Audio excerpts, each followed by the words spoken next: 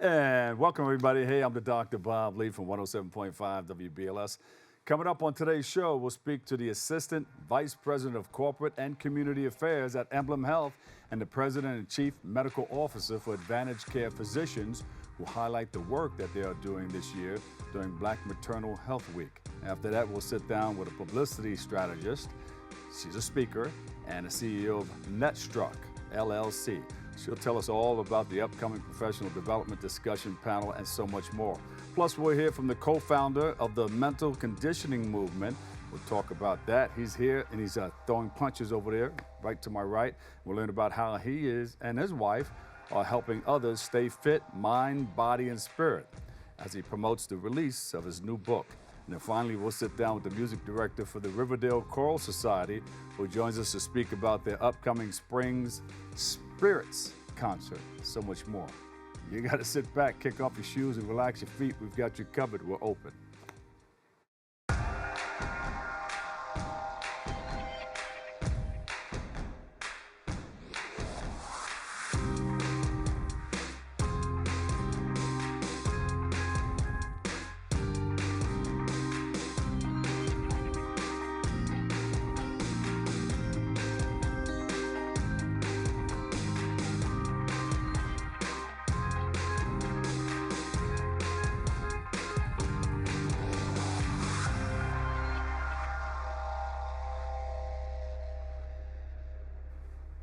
Hey everybody, I'm your host, Dr. Bob Lee. You're watching Open. It's that live interactive program that brings the Bronx and New York City straight to your TV set. You can stay connected to us through social media at BronxNet TV. Leading things off, our first guests are the Assistant Vice President of Corporate Community Affairs at Emblem Health and the President and Chief Medical Officer of Advantage Care Physicians. They're with us today to speak about how they are working to speak about Black Maternal Health Week. Please welcome to the show Ann Marie Adamson. Look, they got Siri. They got Siri up there. They got you covered. We never usually say her last name like that. We say Ann Marie Adamson. But, you know, she's a friend of the show, a friend of us in our community. We love all the work that she's doing. And she has another friend that we became friends with, Navarro Rodriguez. Welcome to the show, guys. Thank you. Yeah. Thank you. So this is coming up. But I first got to say I love the work that you guys are doing in the community at Emblem Health. Thank you. And it's a beautiful family. We travel around, we educate people, we let people know what's going on. We create the awareness that there may be something happening in your family or in you that you may want to become aware of. Absolutely. And sometimes we send people straight to the hospital. Yeah, we've had one or two of those incidents. We've had a couple of those incidents in the community. You know, people come out. You know, the events that we talk about here, that we do in the community, are really for the awareness building. You know, this is what allows people to say, "Oh, let me go out and see what they're doing." Yeah. But once they get there, you would be amazed at how engaged they get in ensuring that they're taking care of themselves. You know, they do the screenings, they do the blood pressure, which is where we usually find them, and we have to rush them to help them. They do the diabetes education. So it really, being in the community, boots on the ground, as a plan, really allows us to connect with our community and hear what they're saying and find out the best ways to work with them, how we can change the outcomes of the communities we serve, and that's our intention every day. And I love it, and I love working with you guys too. For those unaware, what are Emblem Health and Advantage Care Physicians? You guys have come together. Yes. You know, I think, first of all, I wanted to say thank you for taking time to talk about Black maternal health and, you know, the risks that Black women face during childbirth and after childbirth, because we know it's so critical to our communities. But back to that collaboration between Emblem Health and Advantage Care Physicians. Over the past several decades, we've worked together to make sure that we are providing high quality, cost-effective, culturally competent, and coordinated care to the communities that need them and to hardworking New Yorkers. So for us, thinking about ways we can reach out and support the communities so that they're empowered, they're educated, that they have knowledge to navigate complex healthcare systems is so critically important. That's why convos like today are also important. Yeah, and how else are we reaching out to create this awareness in our community? Because it's big and not too many people are talking about it. You know, it's big. You know, Emblem Health has kind of been at the forefront of a lot of these things because we have access to the expertise, like Dr. Rodriguez. But not only that, you know, we recognize as a woman-led organization the challenges all around in childbirth. And so addressing this disparity is critical for us. And we do it through multiple avenues. You know, I think one of the most, I mean, a disparity, maternal morbidity exists for a reason. You know, you can, it's when you talk about it, it's part of the social determinants of health. Impacts that. You know, it's your education, it's where you live, it's how you eat, it's how you exercise. It's really the zip code matters. And because zip code matters, it's important for us to be in the space where people are. And so that's why we do these wonderful programs with you. We tour and all of that. You know, you hit all the zip codes. You know, you're out. It's a tour. We do. It's a tour. It's a tour. Yes. Yeah. And the zip codes matter. And so one of the, you know, it's housing. It's all of these things that can impact your health overall. And when we talk about social determinants, you know, it's not, maternal morbidity is, it's at a critical stage, and I'm so happy that it's been highlighted that much more now. But we could talk about so many other diseases, diabetes, heart disease. All of this kind of rolls into that access to care and the care you access. And that collaboration is so important. That's why in several of our offices at Advantage Care Physicians, we're co-located with Emblem Health Neighborhood Care to focus on that education, that engagement, to make sure people have coverage, that they know how to navigate the system and they know how to ask questions and get help. We were very intentional with our locations for neighborhood care. So they are in those areas where people would need these support systems, where they would have these questions. And our experts who are in Emblem Health Neighborhood Care Centers, some of them co-located, some not. We're really in those zip codes, and we have the experts in there that you could walk in, talk to them, just about anything, including your healthcare needs. And that is what, I think that's the beauty of the collaboration between Emblem Health and Advantage Care Physicians, that we're providing like a one-stop shop for community. And people love that because they don't want to go to a hospital and sit in there and sign in and do all this stuff. When you're right there on location, you're right in somebody's community. Correct. You know, they have total access. So if you come to Southern Boulevard or Westchester Avenue, you can get that support that you need. Yeah, Dr. Rodriguez. Hospitals are important, you know. They are. They have their purpose. They have its place. They have their role. Yes. But you know. Yes. Dr. Rodriguez, what are some of the determining factors that may lead to poor birth rates for Black and brown women? You know, Ann Marie articulated some. We know those chronic conditions like diabetes and hypertension have a big effect, but also those social determinants. Food insecurity, housing insecurity, transportation needs, economic challenges that create barriers to access. But also beyond that, knowledge and education around pregnancy and health and wellness and just how to take care of yourself pre-pregnancy, so preconception, during pregnancy and that journey, but also postnatal care and how to be engaged around that. We also know that institutional racism and unconscious bias play into that. And so we have to fight against that and think about ways to engage women and their loved ones and communities to talk about all of those factors to improve those outcomes. What are some of the ways that we can engage? So we approach this, it's a multi-pronged approach with us. Of course, we have Advantage Care, which addresses the clinical medical needs, and as soon as we can get you there, we will direct you there, or to your physician. It's really up to you. But some of the other things we do around education, we work with our community partners in understanding what the needs of pregnant women in communities of color, what their needs are. A lot of it, you know, the ethology, sometimes it's like them not going to the doctor. You have to, it's different. It's the cultural influences sometimes that create the disparate need recognition of what they should be doing. So education, as Dr. Rodriguez says, is critical. You have to be educated around what goes on. But also, I think it's important that, you know, people advocate. We develop the advocacy tools for you.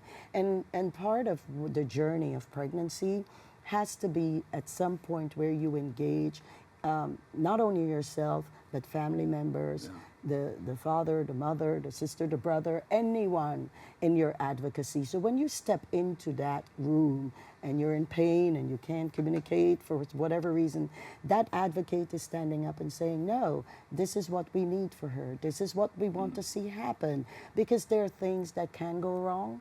And so it's important that your advocate is standing there representing you and working with our community partners around, you know, just walking them through the journey of their pregnancy. They go to nutrition classes, and we organize that at our neighborhood care facilities also.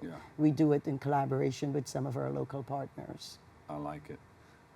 Is there a theme for what we're doing this week? So did we put a theme on it? You know, listen. Or just creating I Who needs have to admit, we don't need a theme. theme. We just need to address Black maternal health. Yeah, okay. Yes. And we just need to You can call it what you want, but this is what we're going to do. Yeah. So what we do, I mean, we wanted a theme, you know, because people in my community, we don't exist without a theme when we're building partnerships. So we call it Healthier Futures for New York. Oh, okay. And so Healthier Futures, an umbrella of things fall under Healthier Futures. Childbirthing is definitely one of them. Maternal health is definitely one of that. And so we have our Healthier Futures baby showers. We go around community hosting baby showers. Wait, you didn't tell me about that one. Yeah, I didn't tell you about it. We'll talk about. We did it in collaboration with. Bring the balloons and everything. Yeah, we did all of that. We did it in collaboration with the NYPD. It was really successful. Wow. And so these baby showers matter because we access people who probably will not have one, but also where they get the opportunity to talk to other pregnant women, to talk to experts, to hear discussions around, you know, their health choices. That is really, really important for us in the community. And so we're able to service, you know, the 3 million members we have and the entire community that's impacted by them. All right, boots on the ground. Boots on the ground. Well, you mentioned, Ann Marie, one of those factors is having the emotional support to be able to advocate for themselves. So, you know, to have that support to speak to someone else, to learn about those warning signs in pregnancy, what to do if you have bleeding or high blood pressure or headaches or shortness of breath, or you're not feeling fetal movements. All of those things are words and encouragement and knowledge that has to be shared, and it's meaningful coming from someone who understands you, who speaks your language, who knows what you're struggling with and what you need. I get it. You make our community feel protected or covered. We like that. And covered, We've protected. got you covered. That's it. Yeah, we got you protected. That's exactly it, you know. So, we don't have the grandmother in the houses as we used to, who will generationally share the impact of childbirth with in the discussion. So we're kind of bringing that understanding of what to expect when you're expecting, kind of thing. You know, it's you know what? Yeah. You always have a seat at the table, so when you guys get ready to come back and share more, you're welcome. Well, thank you so much, Bob. How do you say it in Spanish? My house is your house? Mi casa es su casa. I knew that. Website? Thank you so much. Yes. www.acpny.com to learn about the medical aspect. And www.emblemhealth.com, and you can access all of it, including Emblem Health Neighborhood Care, through that one portal. And Dr. Lee, can I just say, Sure. we want women to advocate for themselves, to speak up, to ask questions, to make sure their concerns are heard. So don't give up. It Don't starts give up. there. Yes. Thank you. Keep in step. Don't give up. Yes.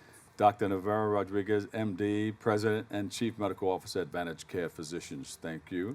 And of course, Ann Marie Adamson. I'm going to say it. Syrie. Yay. She's the Assistant Vice President, Corporate Community Affairs, Emblem Health. Thank you guys so much, and come back again.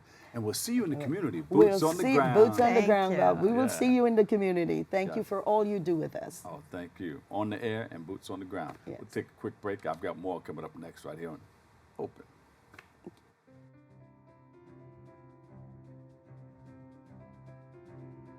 I remember when the Bronx did not really have a media outlet properly representing the people of the Bronx. BronxNet provides for the community by being a community where people can be empowered to share their voices. We are in a really great place technologically. We've got all the resources that we need to be effective. Whether it's through cameras, storytelling, editing, we have provided those services for 30 years.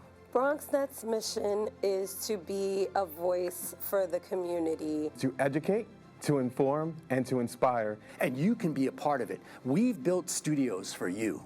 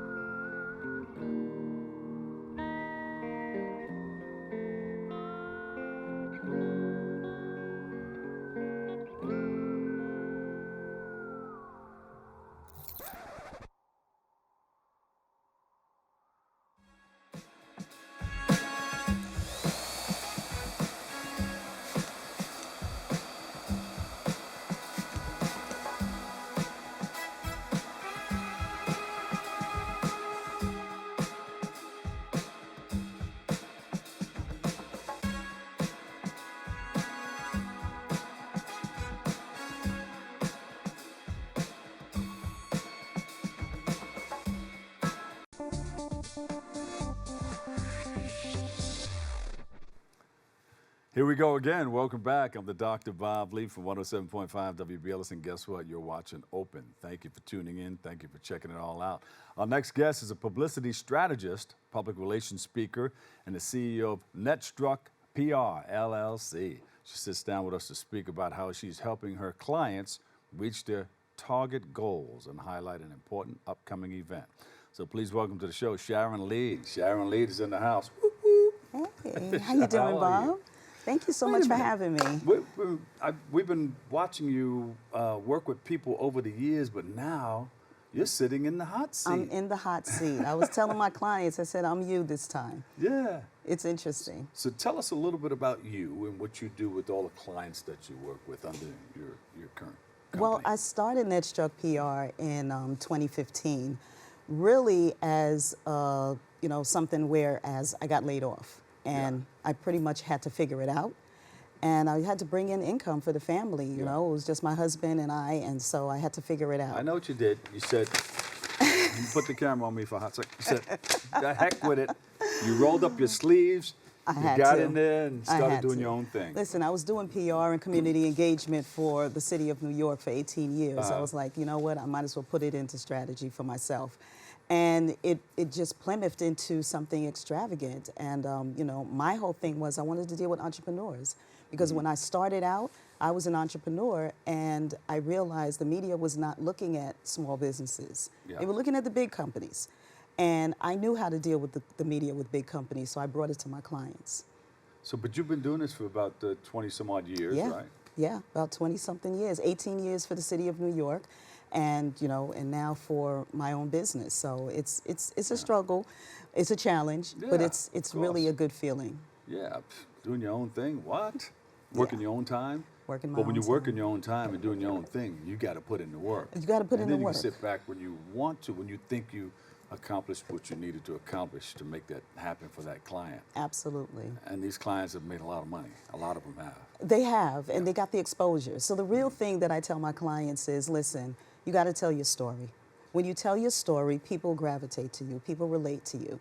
It's not about selling. The profits will come, but you have to let people know and understand what you're doing. Because people don't go off of that like how they used to back in the day. They see something, they see an ad, and it's just like, oh yeah.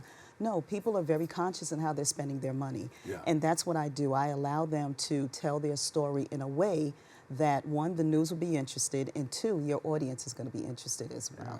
What are you going to do to intrigue me? What makes you different what attention getter are you going to use to make me say, take a good look at you and what you're doing, and with that smile, and see if it, it touches my life and my circles. Exactly. How can you enter into my circle? And that's what it's about. How can you become a part of our circle? Right. That's what it's about. That's what it's really about.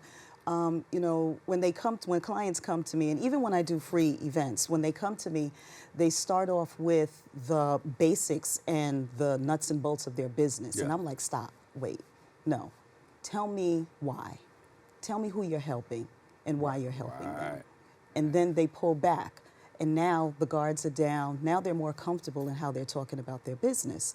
And it's a good feeling when you see the light bulb go off, because they're like, I never thought of it that way. And I'm help like, them move to the next level. I help them move to the next level. And who are you talking to? Exactly. What are your demographics and what are your psychographics? Exactly. All of those plays a part. Yeah. It plays a part. Well, I know you've been doing it. I've been watching you. I know you've been watching me. I appreciate that. And you have had the opportunity to take on, as part of your client, a number of people. You want to give them a little shout out, or? I definitely want to give a shout out to one of my clients. You're not going to get everybody, because once you start naming names, I know. you can say, well, you forgot about me. I know, but I definitely. But they can go to your website and see all those people. They can go to my website. They can see exactly who I've worked with. I haven't put everyone on there, but they have seen a lot of my clients that I've worked with, and I just want to give everybody a big shout out. I'm not going to name any names, but I definitely want to give everybody. I always get in trouble when I start naming names. I know I missed somebody, but I think we just put somebody up here. Let's take a look. Oh, yes, Miss Vera Moore, Vera Moore Cosmetics, yes. She's not only a client, but she is a mentor. She mentored me up to this day. And I know she's a very good friend of yours. And when I met Vera, Vera was the one that really pushed me to really come out of my shell in my public relations world. And she's not a publicist, but you would think she is, because she literally just gets on media with just a blink of her eye. But she's not just amazing. A client, she's a president. I'm just not a client, she's a president, exactly. But she is one of those people that actually pours into you. And that's what you need. You need someone to pour into you, and that's what I do with my clients. I pour into them. And she does skincare and a number of She does other things. skincare, she does makeup. I mean, that's what I'm wearing right now, the Vera Moore cosmetic line. But when I mean a down-to-earth person, and she speaks eloquently, and she pours, like I said, she pours into you. She definitely does. So I definitely got to give her a shout out, because she is one of my mentors. NetStruc. Yeah. Now, you've been doing it for 20 years, but you just started this one, right? I started NetStruc PR in 2015. Like I said, I got laid off, and I had to figure it out. And it's strange, because the name NetStruc actually came from my husband's business. He's in IT. And I started promoting his business, his IT business, for a year. And people knew me as NetStruc.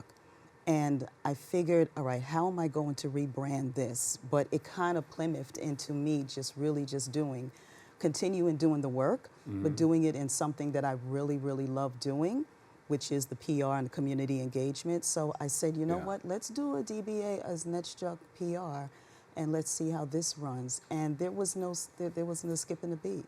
Now, is he one of your clients also? My husband? Yeah. My husband's always my client. There you go.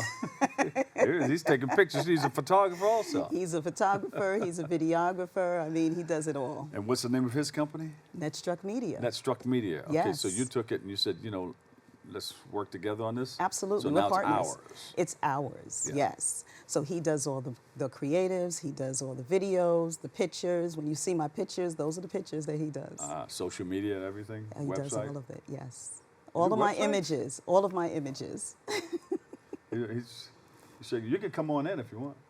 He said, that's up to you. He's a behind the scenes person, but yes. But when Good. he makes me look good. He makes our clients look good. Yeah. The videos, everything. So it's a good collaboration with me and my Beautiful. husband. Yeah. Any workshops coming up that we should know about? Where Yeah. clients are getting together and they're learning a certain thing? Absolutely. So I do have a workshop coming up. It's a full-day seminar. Seminar? Okay. Yeah, it's a full-day seminar. It's called Put Your Press Foot Forward, the in-person edition.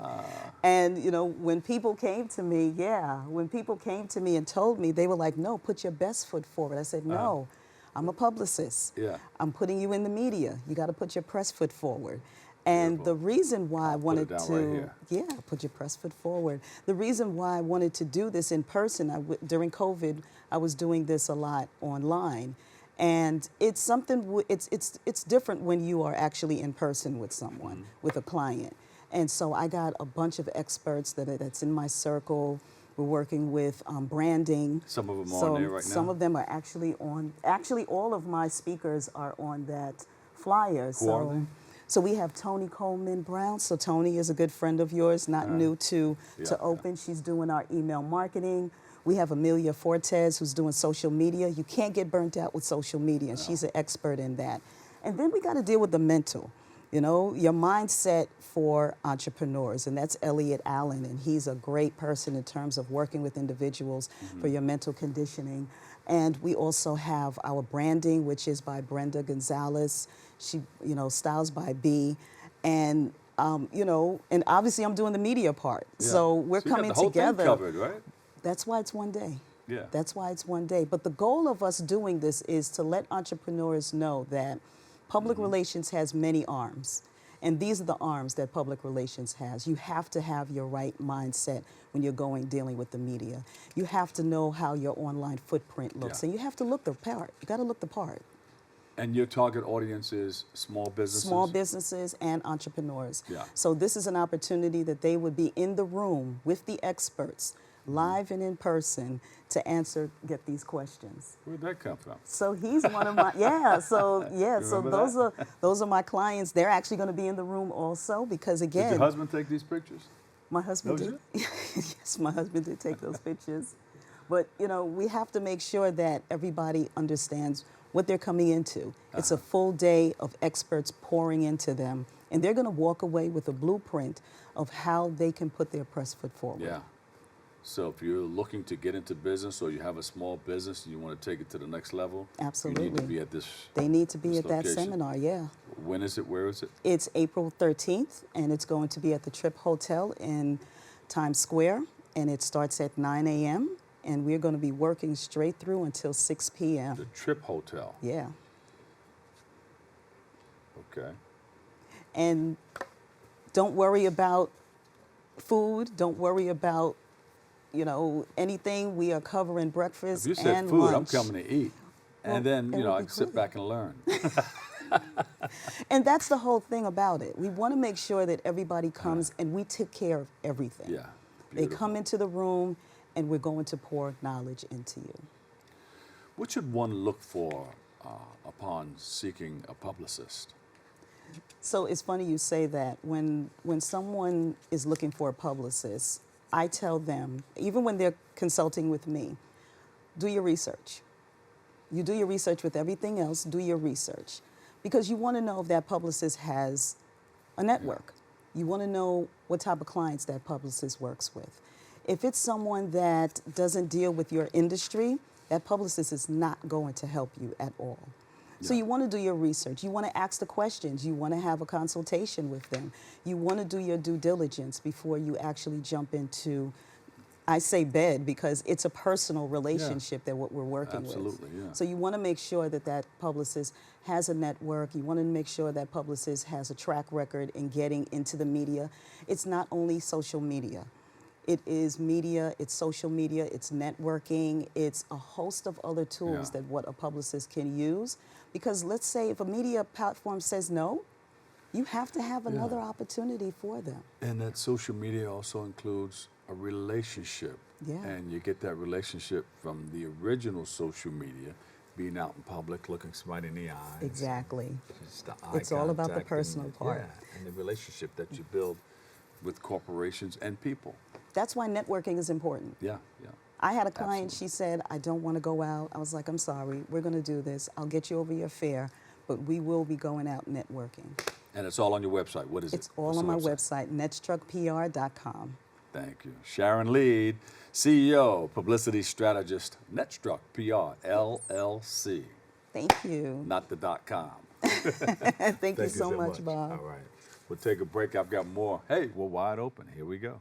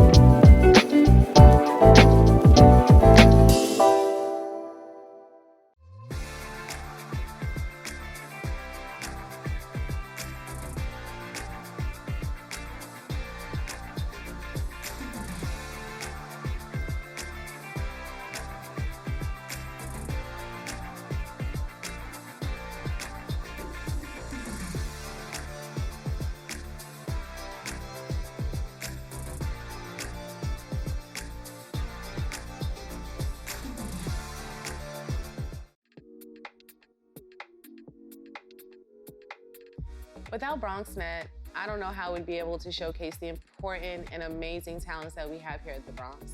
We've been able to feature lots of great artists, performers, people who deal with coffee and small entrepreneurship businesses, discuss controversial topics, and also be able to share the voice of residents that might not normally have access without a place like BronxNet.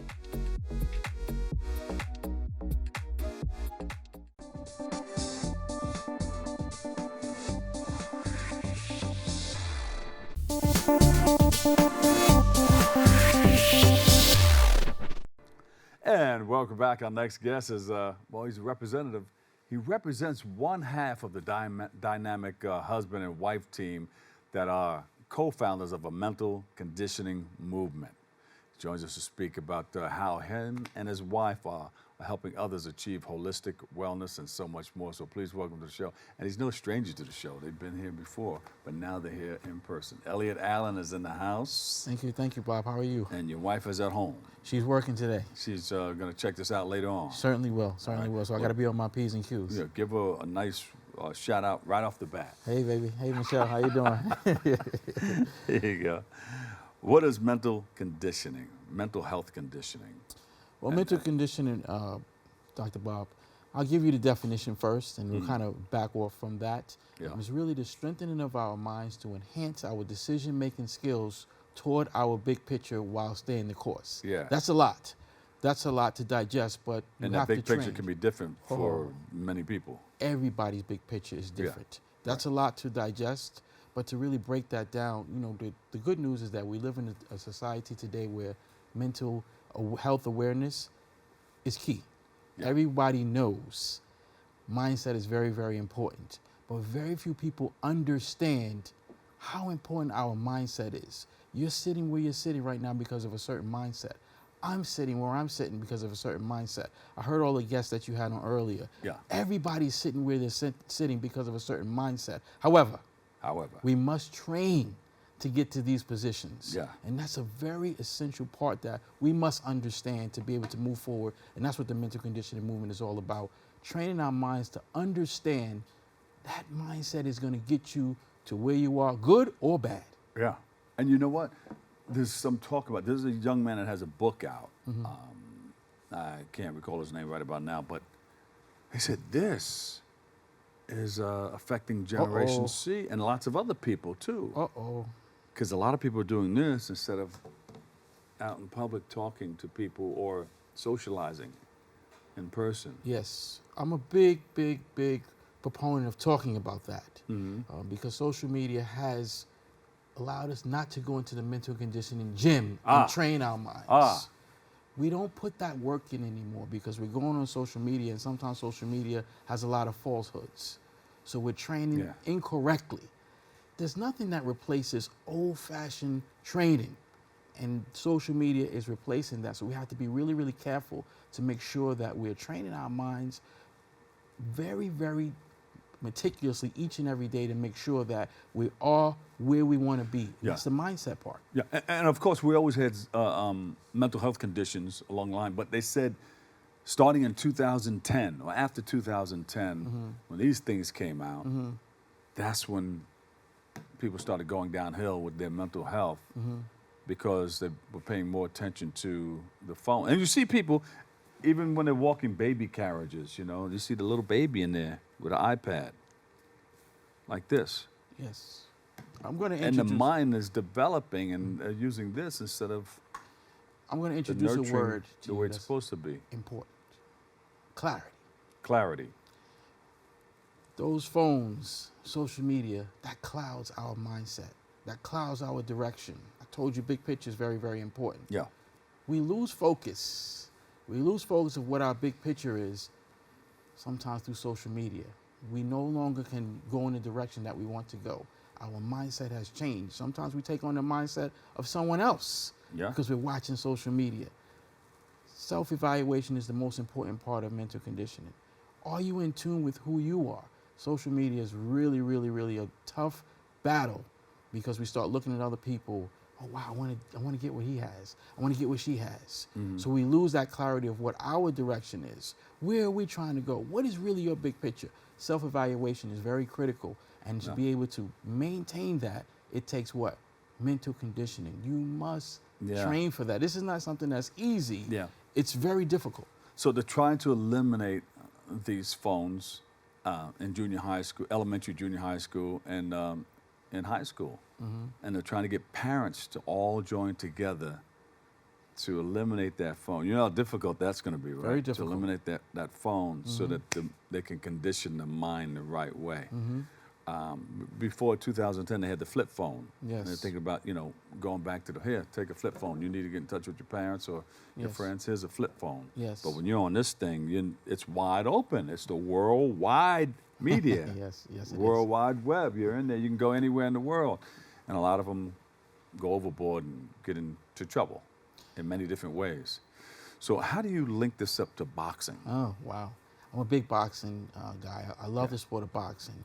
And the truth of the matter is that each and every day that we get up, we're in a fight. It's us against life, each and every single day. And boxing is the greatest metaphor for that. Yeah. All of us, I'm sure, have seen a boxing match. I'm so fascinated by that because when you see two fighters get into the ring, they're swapping punches. And on a high level, if you have a guy like a Floyd Mayweather or Mike Tyson, there's millions of people watching. Mentally, yes, you can see a physical, wow, this is physically is great. But mentally, there's such a battle. A fighter gets in the ring, he gets hit. He gets hit so hard he doesn't know what his name is, but he trained for 8 weeks. This is that training I just talked about. Yeah. He trained for 8 weeks for that fight. His cornerman told him, listen, this is the strategies that we have to employ. But when you get hit, I'm not sure what my name is. Guess what you still have to do? You still have to remember the strategies that you learned during your training camp. Life is the same way. We get hit with death. We get hit with losing our jobs. We get hit with financial difficulties. You still have to remember who you are. We get hit with what you just talked about, social media. I just saw something on social media that blew me away, but that's not you. So we have to remember to execute who we are. So boxing is really, really a great metaphor for that because so many things go on during the course of a fight. You get hit, you get cut, you're bleeding. How do you still maintain what it is that you're supposed to be doing for yourself? Yeah. That's very important. I'm just going to slip away from boxing. And they have this on social media too, where you just stand there like this and you take a smack. Did you ever see that? I did see that. I did see that. Pat on the hands. And yes. Pow! Sometimes the guy gets back up and he's able to return the slap, and sometimes they don't. Yes. So they can't go on with the strategy anymore because they've gone out. Yes. But that's just that. I just wanted to touch that because we just started seeing that like about a year or so ago. Yes. It's still big. People watch. Did you see that smack? Yes. But you have a new book out, or it's coming out. 12 rounds of mental conditioning versus life. The big fight. Yes, sir. Yes, sir. The book, again, gives those analogies about boxing and life. Instead of chapters, we use rounds. Yeah. For example, in round 6, we have round 6 is called Learning During the Fight. Heard a previous guest that you actually had on, Sharon Leid, and she talked about that point in her life where she lost a job. And she had to regroup now and go into, and it caused her to start her new company. Yes. NetStruc PR. That's learning during the course of the fight. She got hit. Yeah. She got hit hard. She went down. She lost her job. I need money, but I have a skill. I'm going to use that skill now to be able to further my life in a better direction. That's learning during the fight. We use the example of Muhammad Ali in the book, Muhammad Ali and George Foreman. When Muhammad Ali got into that fight, round 1, he looked sharp. But he knew when he went back to the corner and said, you know what?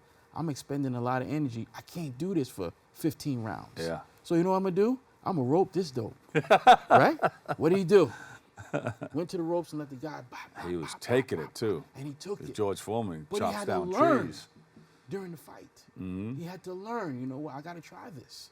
Ultimately, he ended up getting a knockout in the 8th round because, as George would tell you himself, I just ran out of gas. Yeah.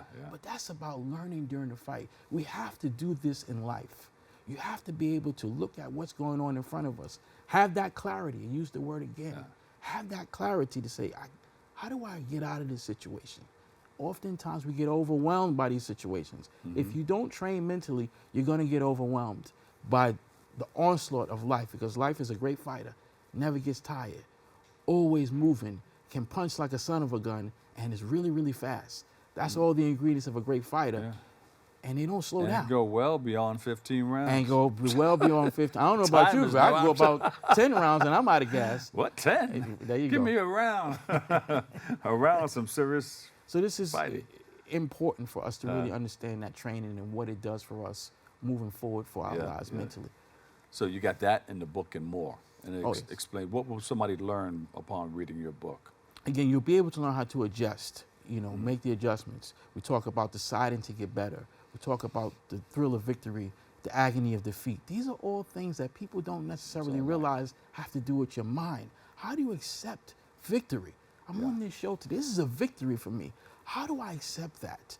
Sometimes, maybe tomorrow when I get off here, Sharon's going to say, you know what, that deal I thought you was going to get, we didn't get it. That's the agony of defeat. How do you accept those things but move forward? Yeah. And the book gives you all of these different examples. Trainers. We have trainers in life. What do they do for us? How do we accept that information? The first guest you had on here, they were talking about health, and that's, you have to be able to receive that information. Yeah. I hear these things because I look at it from a mindset standpoint. The information was great, but you can have ladies sitting out there who are pregnant, but if you're not ready to receive that information, you're just going to sit there and it went over your head. I'm obviously not a woman, and I'm not going to get pregnant, but I received that information. That's an important part of mindset and mental conditioning training to receive information from your trainers. Beautiful. Now, you have a location where people can come to receive this training. Yes, sir. Where's that located? So the gym is located in Lake Success, Long Island. It's called the Mental Conditioning Gym, and we do really what me and you are sitting here doing right now. I call it mental sparring. We really get in there and we bring clarity to people's lives. People have goals and ambitions of things that they're trying to get through, but there's always going to be an opponent. So we kind of navigate through that, give you your self-evaluation, allow your decision-making to become sharper, formulate that big picture, and also look at when you got knocked off the course, how do you get yourself back on? And sing the song. We fall down, but we get up. We get up. Well, started from the bottom, now we're here. Yes, sir. Yes, sir. That's a big part of it, but you have to be mentally prepared to do that. Exactly. Where do we go for more information? You can go to our website. It's www.mentalconditioningmovement.com. All the information, all of the different things that we do, you get an opportunity to see it on the website. Mind, body, and soul. Very, very important. But if you don't get the mind right, we can't go any further. Steve Harvey always says that. Got to get your mind right. Yes, it's a very important piece. Steve Harvey's sitting where he's sitting because mindset and understanding, you know what, I have to train for that. Are you still physically moving in the gym? Getting better, getting there, getting there. Get hit too hard, you can't get your mind right until you wake back up. But you know what? If you don't train your mind to say, you know what, there's another round, sometimes you have to grab and hold. That's a chapter in the book. Grab and hold. Sometimes you can't throw punches. I'm hurt. I don't know what my name is. So the best thing for me to do is grab and hold and wait till I get to the next round. Thank you so much. Hold on. We're going to take a break. We've got more coming up. Elliot Allen, co-founder, Team Allen Mental Conditioning Movement. You thought I was going to say gym. Well, you can say gym because it is a gym. It is part of us. Yep. But thank you so much. Thank you, Dr. Brown. We've got more coming up next.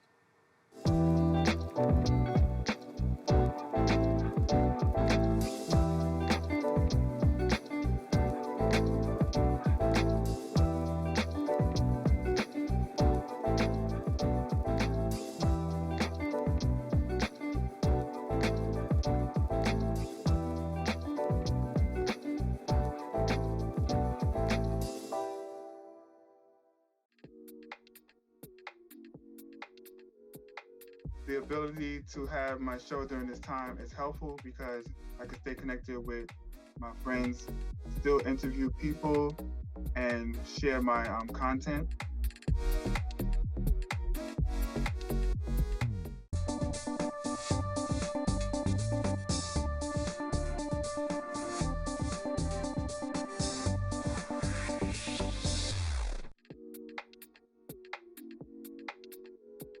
Hello, my name is Tyrone Lowe. I host a show at BronxNet called The Legends, where I bring real legends, DJs, upcoming artists, actually people from the past that's into entertainment. I want to thank BronxNet. First of all, I want to thank for the 30 years of the actually being active here. It has opened a lot of doors for me to the point where I'm branching off to have my own network. fulfill your dreams here. That's all I have to say.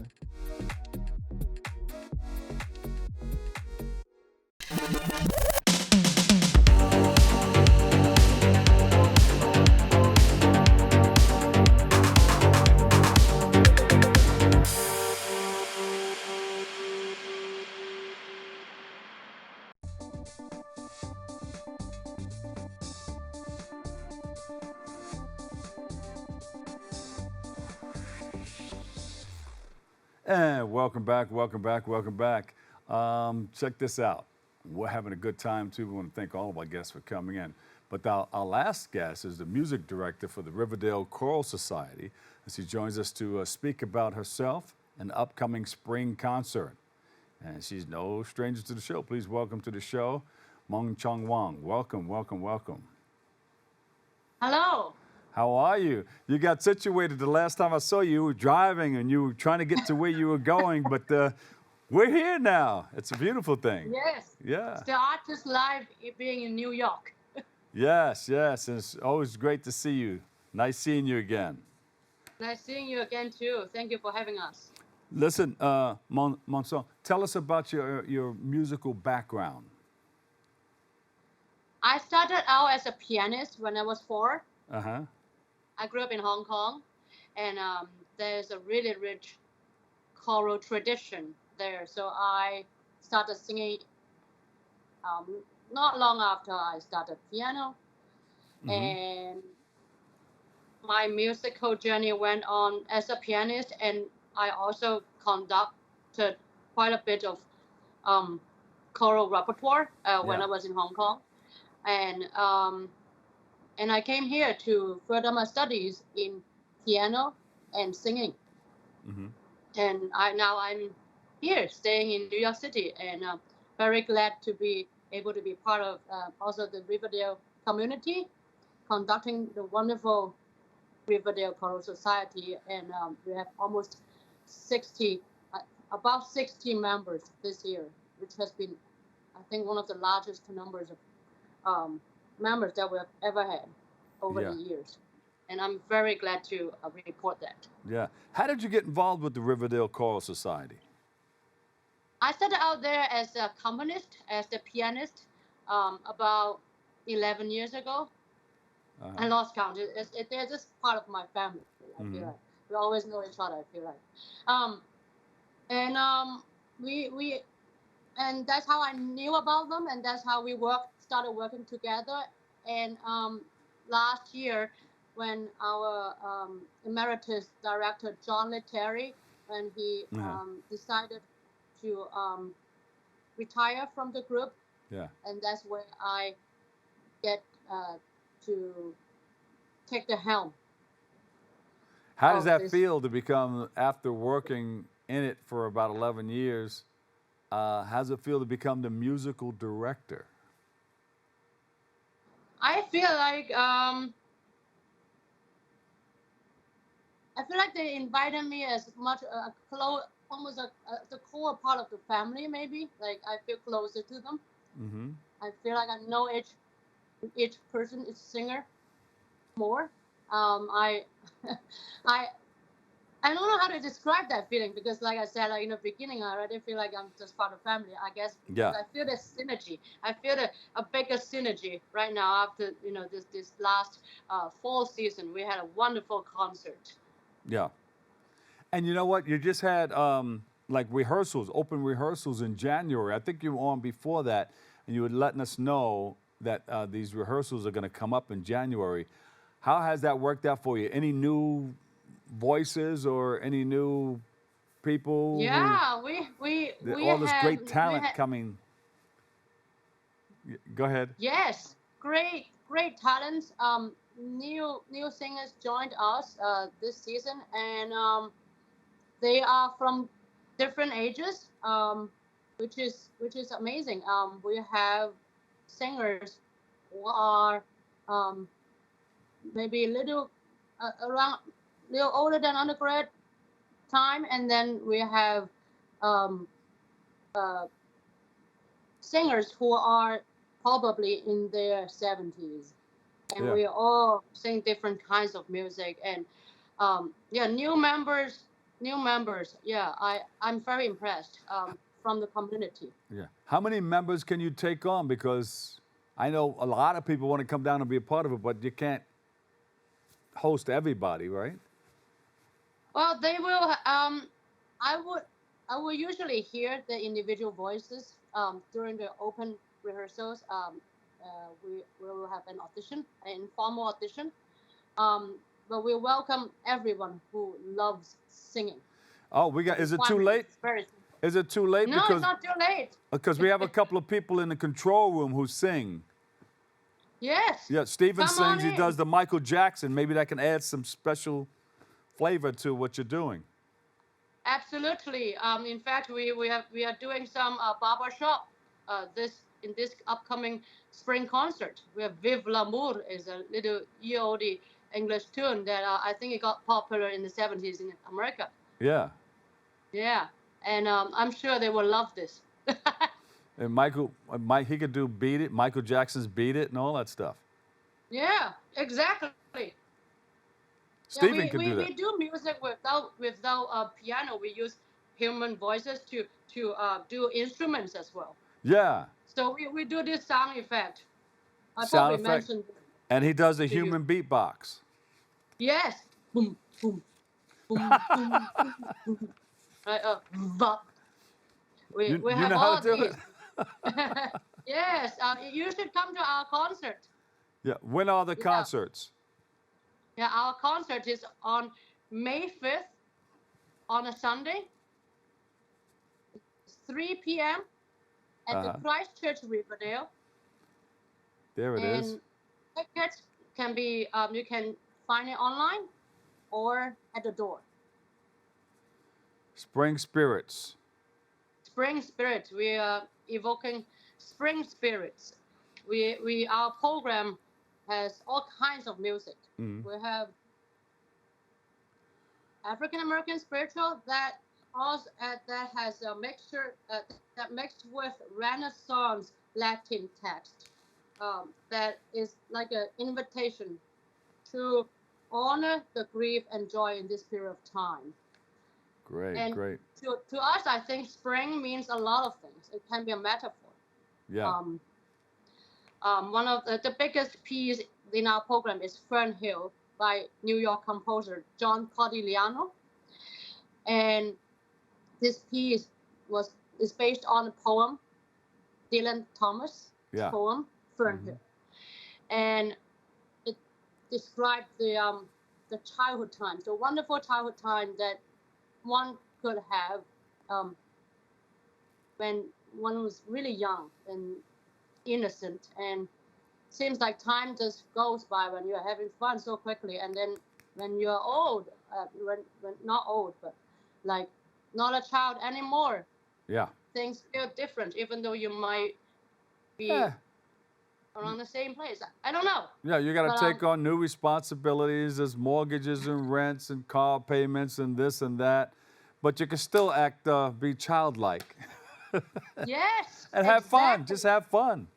Just have fun. Yes. So in this piece, we are making animal sounds at times. We are the poems are beautifully and just witty set by the composer. That we have this whinnying the horses. We have calves who are running around in the farm. And you can hear all sorts of noises, but I can't tell you everything here because it would be too much spoiler. But people are making animal sounds, right? How does that sound? Yes. How does it sound? What do some of the sounds sound like? Well, you have to come and hear it. I can't tell you here. There you go. So you got the moo and you got. Yes, it's all in the music. Yes, in a beautiful poem. They're like farm sounds. You got the horse.